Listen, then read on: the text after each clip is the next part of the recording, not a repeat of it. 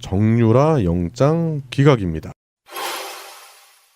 앞서 저희가 리포트에서 보도해드렸다시피 최순실 씨의 딸 정유라 씨의 구속영장이 기각이 됐습니다. 그리고 새벽에 귀가하는 길에 또 카메라에 잡혔는데요. 그 모습 먼저 보시고 다시 돌아오겠습니다. 네, 법원의 결정에 대해서 좀 어떻게 좀 판단하시나요?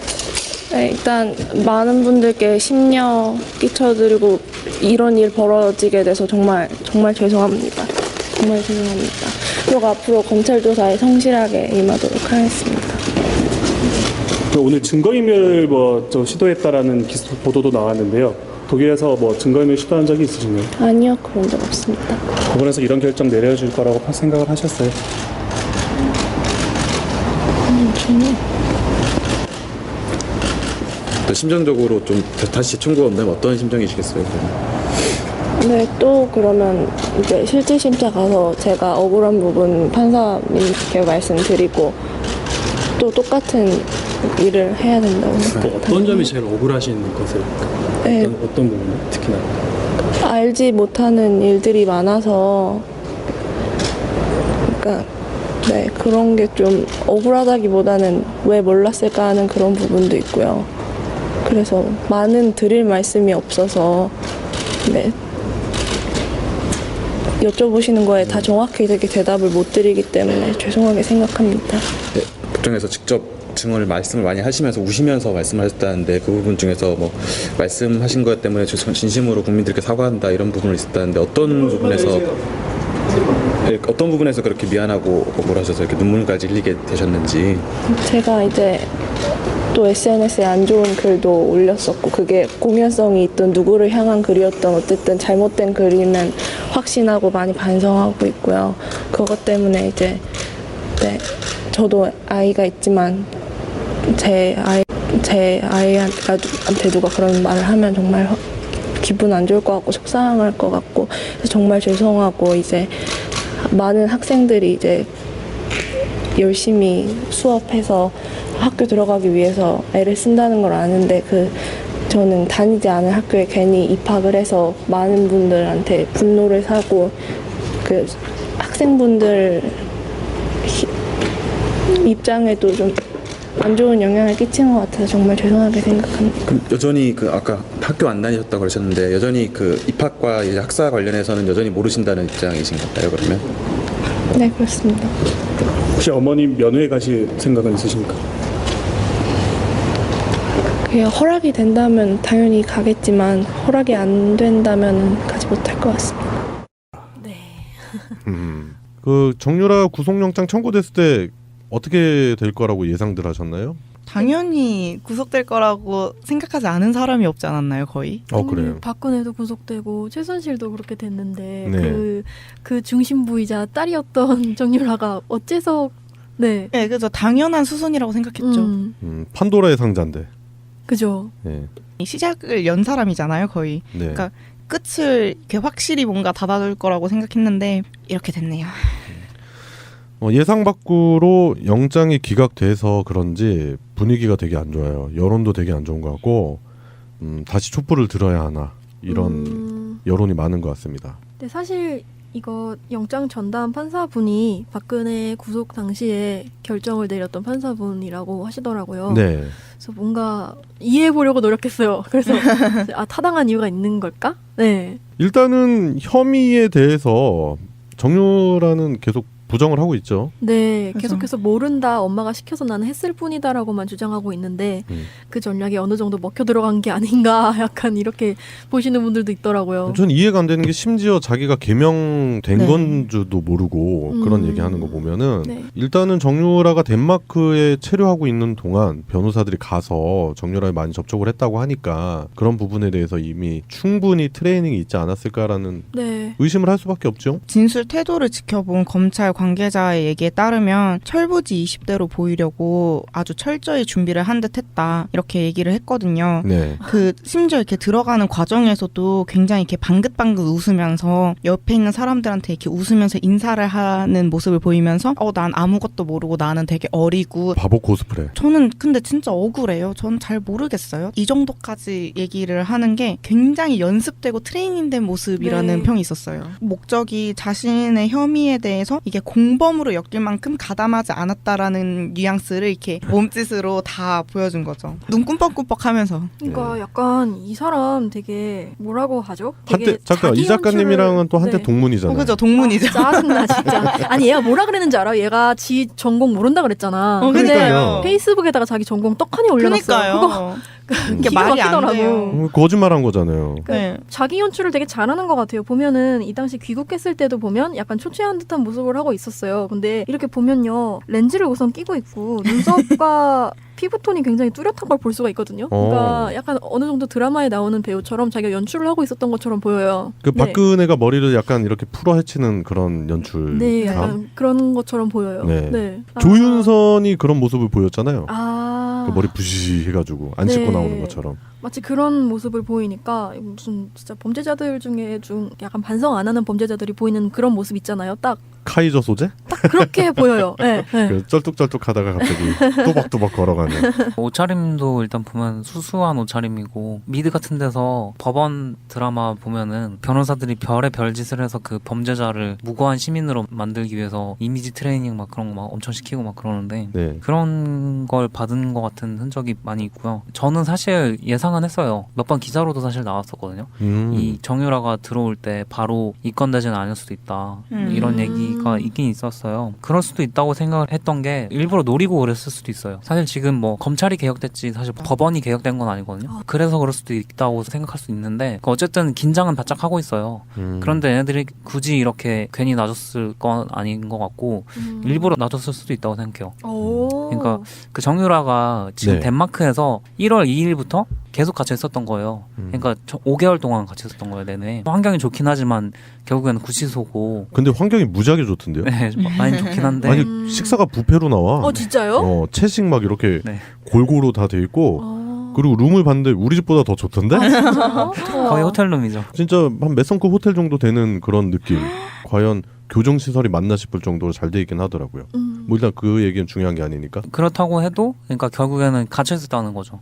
근데 그런 사람을 분위기 자체는 막 들어오자마자 잡혀갈 것처럼 막 분위기를 만들어가지고 데리고 와놓고서는 갑자기 놔준다? 그럼 본인이 생각하기에 굉장히 기쁘지 않겠어요? 마음이 이렇게 업되겠지. 네, 확 업될 거 아니에요. 아. 그러면은 그 5개월 동안 억눌려 있던 본성이 튀어나올 거란 말이죠. 허허실실 작전? 그간에 이 사람이 뭐 행보나 성향들이 이제 보였었잖아요. 네. 그런 걸 비추어 봐서도 이 사람은 그냥 풀어놓기만 해도 100% 다시 감옥으로 들어올 사람이에요. 제가 봤을 때는. 일단은 우리가 그동안 보았던 정유라는 자제력이 없는 사람. 네. 절제가 안 되죠. 본인 감정 컨트롤도 안 되고 그렇기 때문에 SNS 사건이 벌어진 거라고 생각이 들거든요. 그러니까 그 상황에서는 굳이 자기가 SNS를 해서 화제를 만들 필요가 없었는데 네.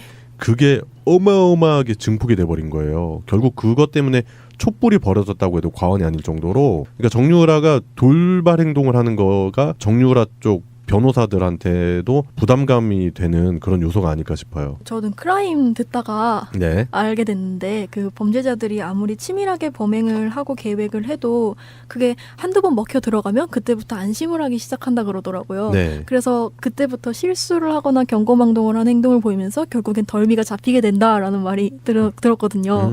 그래서 지금 상황도 약간 그런 것 같아요. 아직도 나를 이렇게 살살 놓아주네라고 아까 병훈님 말씀하신 것처럼 여기서 뭔가 실수나 럭비건 같은 행동이 튀어나오는 타이밍이 될 수도 있겠네요. 제발 그랬으면 좋겠습니다. 네. 근데 그 제가 봤던 거에서는 검찰 분위기가 조금 정 씨의 수사에 큰 비중을 두지 않을 분위기라고도 기사가 나오더라고요. 그래서 검찰 쪽에서도 그런 분위기가 좀 흘러나와서 제가 한국일보 기사를 봤는데 그 윤석열 서울중앙지검장도 주변에다가 계속 애가 뭘 알겠냐 약간 이런 식으로 얘기를 좀 많이 했던 걸로 알려져 있대요. 그래서 정유라 수사는 국정농단과 관련한 사실관계 입증보다는 어떤 무죄를 주장하는 최 씨의 이런 심경의 변화를 일으키기 위한 수단? 유용한 카드? 이런 걸로 애초에 쓰려고 생각하는 게 아니냐 하는 추측도 있더라고요. 그 영화 공공의 적 네. 2 보면은 이제 강철중이 갑자기 검사로 나오잖아요. 1편에서는 형사였는데. 그 공공의 적 2를 보면은 이제 엄태웅이 정준호의 하수인인데 막 문을 열고 뭐 그 엄태웅의 심리를 자극하는 얘기를 막 하는 거예요, 검사들이. 그랬더니 엄태웅이 그 멘붕이 오는 거지. 네. 그래서 갑자기 국밥을 허겁지겁 먹다가 갑자기 강철중한테 그 정준호가 다음 행방에 대해서 이렇게 불어버리게 만드는 그런 고도의 심리전도 영화적인 요소긴 하겠지만 그 현실에서도 가능하지 않을까 그런 생각이 좀 듭니다. 네. 제가 생각하기에는 해외 불법 자금들이 널려 있잖아요. 네, 많죠. 조 단위로 널려 있는 그 자금들에 접근한다던가 갇혀 있는 어머니를 구하기 위해서 청탁을 한다든가, 뭐 사소하게 주변 사람들 폭행한다든가, 뭐 약물을 사용한다든가 해서 다시 감옥에 아마 갈 것 같아요. 그렇게 되면은 그 과정에서 핵심 인물들한테 전화를 한다든가. 그렇죠. 네, 그렇게 되면서 이 검찰의 수사망이 갑자기 이제 급물살을 타게 되는.